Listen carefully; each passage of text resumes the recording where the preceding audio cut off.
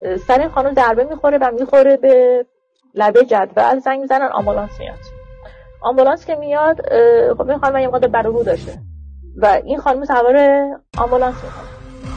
شخصی که تکنسین آمبولانس بوده، این خانم تو حالت گیج و ویج بوده، به ایشون سرمی که میزنن سری مواد بیهوشی تزریق میکنن و مسیر 3 دقیقه‌ای و 5 دقیقه با 7 دقیقه طول میدن و به این خانم داخل آمبولانس تجاوز میکنن. تجاوزی که به این خانم میکنن، تمام گلوی این خانم فشار میدن و این خانم در حالت بیهوشی بوده، نیمه بیهوشی بوده، یعنی چشاشو نمیتونسته وا کنه و خانم چون پریود بوده، این آقا میان با دستشون به این خانم تجاوز میکنن. میاد اعلام میکنه که آقا تو بیمارستان که به من تجاوز شده، این مسئول تکنسین آمبولانس من تجاوز کرده. خب میگن که نفس سر ضربه خود قبول نمیکنه. اینقدر فشار گلوی ایشون بالا بوده که تمام جای انگشت گلوی ایشون بعد از 1 هفته رو گردن این خانم مونده بود.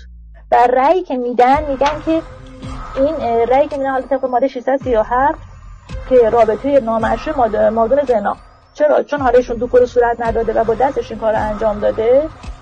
99 ضربه شلاق بوده، براش 74 ضربه شلاق نمیشه. 99 ضربه شلاق نمیشه. و بعدش هم نوشته چی؟ 74 ضربه شلاق منع از اشتغال در واحد اوضاع به مدت فقط 2 سال.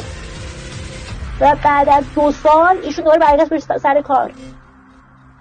اگر این خانم قوی این نبود و به قول خودش میگه من دارم میجنگم برای زنهایی که این آقای بلا سرش آورده، ما اگر در خارج به یک حیوان تجاوز کنی بین 5 تا 10 سال زندان داری. شما اینجا میای با روح و روان یک زن، یک مرد، یک بچه، یک کودک بازی میکنی و اونو کلا از زندگی ساقطش میکنی، ولی زندانی وجود نداره چون قانون ما 0 و 100.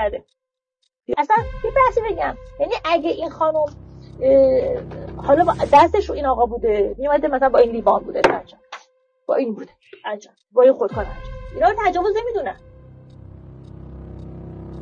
یعنی اگه الان من یه شیشه نوشابه بردارم برم سراغ یک آقا، این تجاوز محسوب نمیشه.